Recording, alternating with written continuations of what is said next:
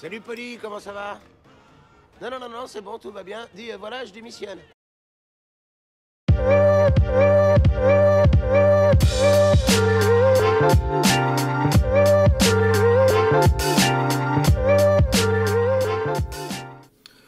Et bonjour à tous et bienvenue sur la chaîne d'Alexandre Crypto. Nous sommes le mercredi 25 septembre 2024, il est 6h35. On va faire un point bien sûr sur les news, on va regarder le Bitcoin et les altcoins. Mais d'abord on apprécie cette cryptomap 100% dans le vert, à part cette crypto, le chill, mais je connais pas trop. Sinon tout le reste c'est dans le vert. Et oui bien sûr on a un Bitcoin qui explose. Bref on va regarder tout ça en détail. Mais on démarre cette vidéo directement avec le calendrier macroéconomique. Aujourd'hui à 16h, on va avoir la vente de logements neufs et le stock de pétrole brut à 16h30 pour se diriger vers la fin de semaine qui va être très intéressante du côté du calendrier macroéconomique. Donc à surveiller de très près parce que ça risque encore de bouger pas mal. Alors, du côté des indicateurs, effectivement, on a ce ratio long-short qui continue d'être plutôt positif pour les bulls, parce qu'effectivement, on descend du côté des longues. Regardez, il y a beaucoup plus de short que de longues. Donc ça, c'est plutôt une bonne nouvelle. 44% de longues pour 56% de short. Et du côté de la map de liquidité, et ben alors là, du coup, regardez ça, on a été chercher effectivement déjà une partie des 64 000, mais maintenant, c'est au-dessus que ça se joue. On a un gros pic ici à 65 400. Donc est-ce qu'on va aller le chercher? Ça risque d'être très intéressant à surveiller dans les prochains jours. Là actuellement on n'est pas loin, on est à peine à 64 000, donc ouais, ça peut être intéressant pour les prochains jours. Allez, on va regarder les news, beaucoup de choses, hein. Donc hier matin on avait vu dans le club Lexarocket la crypto CKB. Alors, on a le Bitcoin qui doit dépasser les 65 200 $ pour briser la tendance baissière selon un analyste de Bitfinex. Un mouvement au-dessus des 65 200 invaliderait le modèle baissier des sommets inférieurs selon lui. Alors effectivement, c'est pas n'importe quel analyste, hein. Bitfinex c'est quand même un gros groupe. Néanmoins, je suis largement d'accord avec ses propos. On va regarder après dans l'analyse technique pourquoi. Du côté de Crypto Détente, il nous pousse que la Chine prévoit de multiples réductions de ses taux d'intérêt venant s'ajouter à la récente baisse opérée par la Réserve fédérale américaine. Ces mesures visent à stimuler l'économie chinoise en réponse aux décisions monétaires prises aux États-Unis. Et donc c'est pas tout. On voit par la suite, toujours du côté de Crypto Détente, que parmi leurs mesures, la Chine annonce donc une fameuse baisse des taux, un assouplissement immobilier et un soutien aux actions. Ça, c'est pour sauver la croissance et les marchés. Ça peut être un coup de pouce énorme pour la bourse, mais aussi pour l'inflation et la consommation. Est-ce que ça va suivre? En tout cas, on verra bien par la suite. Mais en tout cas, clairement, ça peut être quelque chose de très intéressant du côté de la Chine. Alors, donc Goku qui pousse que Tom Emmer, qui est membre du Congrès américain, déclare à Gary Gensler, le président de la SEC, « Nous n'aurions pas pu avoir un président de la SEC plus destructeur ou sans foi ni loi ». C'est quand même assez violent, c'est un peu une trash talk comme ça, mais bon, dans les faits, il a pas forcément tort, hein, notre ami.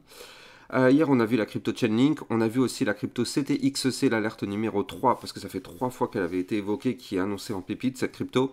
Donc ça se passe aussi du côté du Club Lexarocket. Je rappelle que dans le Club Lexarocket, ça vous permet de recevoir des crypto pépites sous forme de vidéos, mais aussi des vidéos concernant vos altcoins, donc le CKB, le Pendle, le Jasmy, le Tao, le RNDR, enfin bref, toutes vos cryptos sont analysées régulièrement dans le Club Lexarocket. Vous avez le lien en description de cette vidéo. Crypto Détente qui nous pousse que Trust Token et True Token sont accusés par la SEC d'avoir trompé les investisseurs sur leur programme d'investissement en stablecoin. La SEC affirme que 99% des réserves du TUSD ont été placées dans un fonds spéculatif offshore.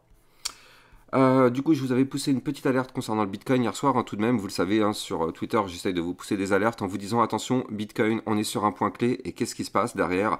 On a cassé ce point clé et on a pump, on va regarder ça après, mais en tout cas, vous avez été prévenus hier soir sur Twitter. Et donc, news très importante pour tous ceux qui aiment l'intelligence artificielle, Crypto Détente qui nous pousse que le Kudos a rejoint l'alliance ASI avec le Fetch, le Agix et le Océan Protocol pour booster l'innovation en intelligence artificielle décentralisée et transformer l'avenir de l'IA via la blockchain. Donc effectivement, on voit que derrière, ça a été poussé directement via le Twitter de ASI.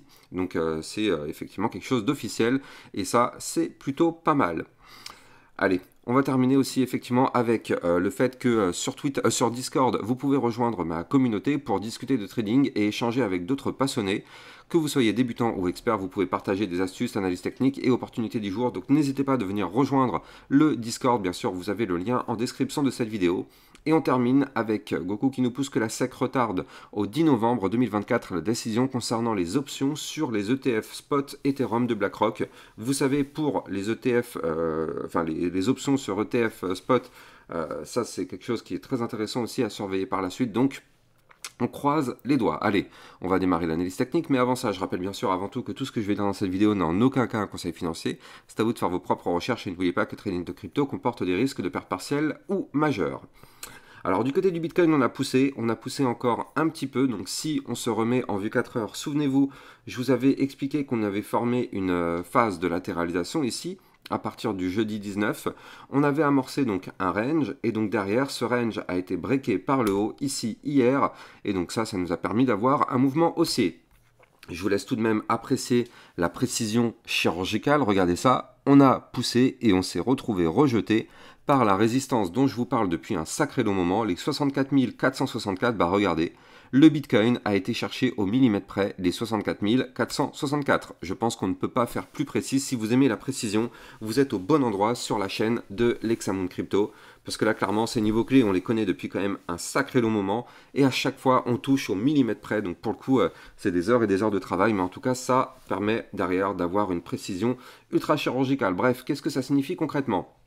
Ça signifie que déjà, on a formé ici en vue 4 heures un point haut plus haut que son précédent. Donc ça, déjà, c'est une très bonne nouvelle. On a des points bas de plus en plus haut, eux aussi. Donc ça aussi, ça nous montre une tendance haussière.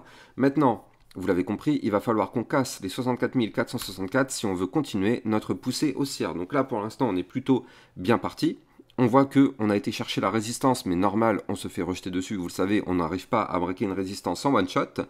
Et je rappelle que les niveaux clés sur lesquels on se trouve actuellement ne sont pas des niveaux clés anodins non plus.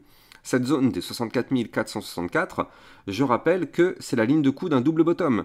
Regardez ça, je vous avais déjà donné ce niveau clé. Les 64 262 correspondent ici au dernier point haut. Donc déjà, tant qu'on ne récupère pas ce niveau clé, on est bloqué. Juste au-dessus, on a la résistance dont je viens de vous parler. Et tout ça, ça forme un gigantesque pattern en double bottom. Je rappelle que la target de sous double bottom est à 75 000 $.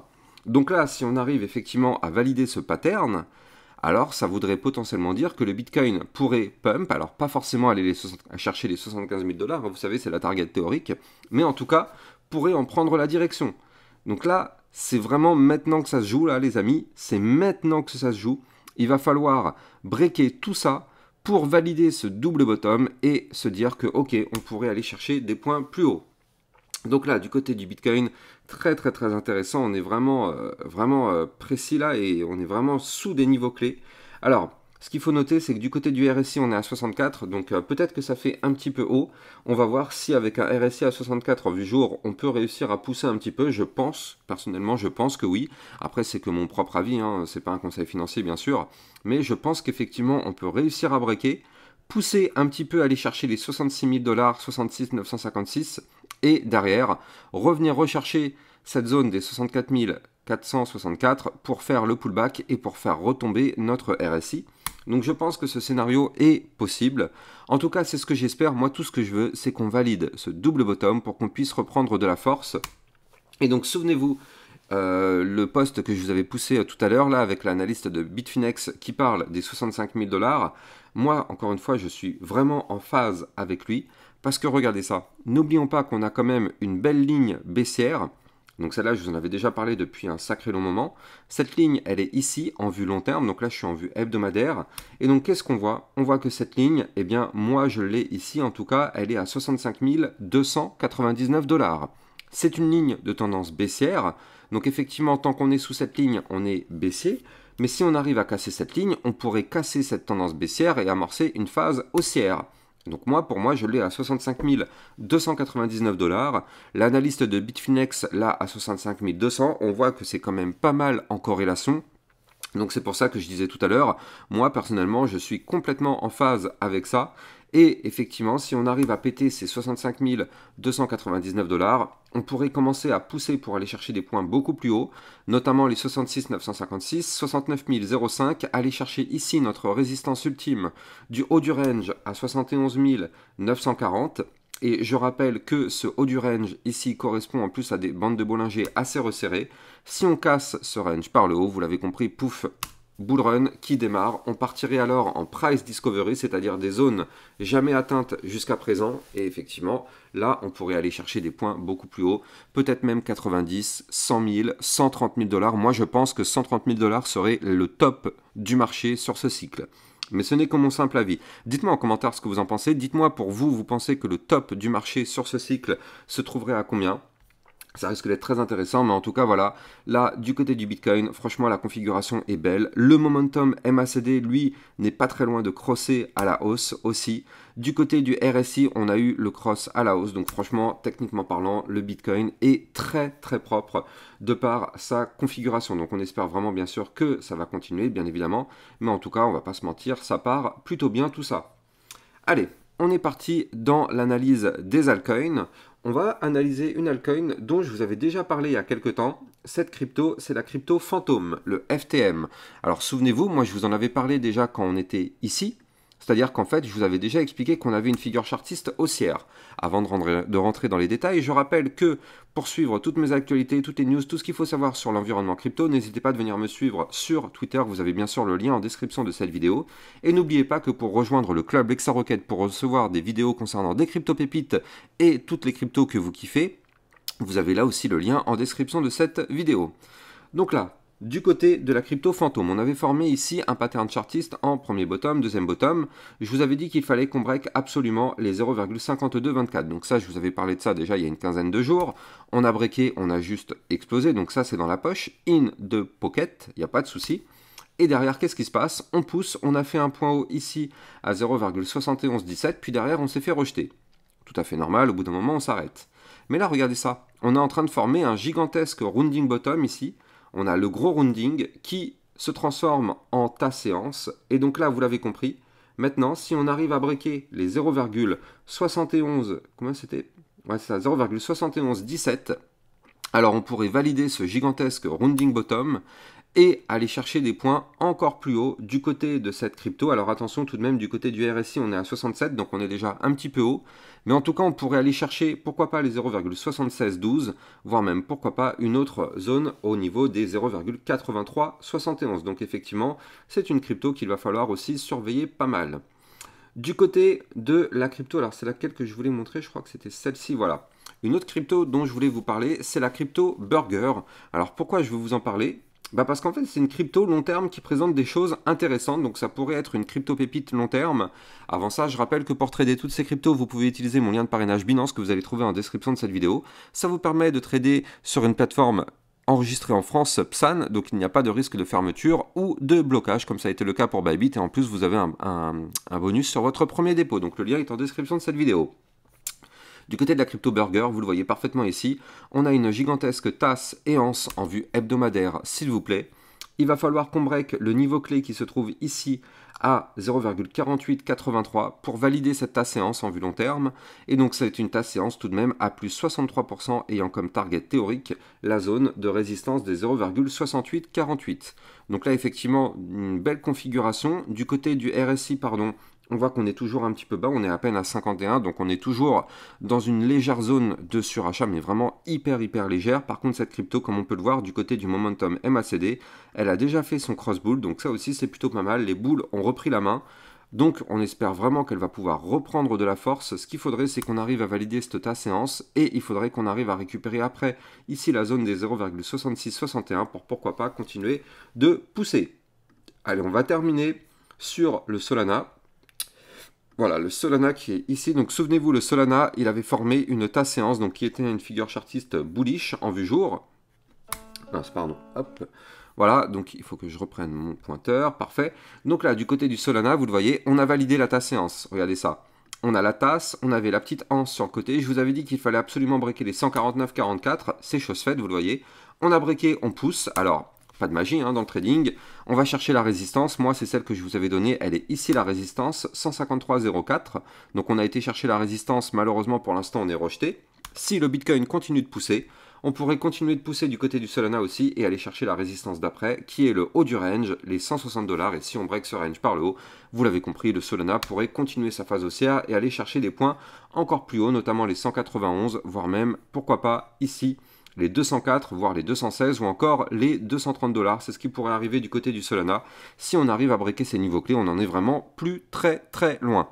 Allez, moi j'ai plus qu'à vous souhaiter une excellente journée. On fera sûrement un point ce soir ou quelque part dans la journée. Passez une excellente journée, je vous dis à plus tard. N'oubliez pas de liker, commenter, partager. Abonnez-vous à la chaîne YouTube si ce n'est pas déjà le cas. Excellente journée à vous, ciao ciao.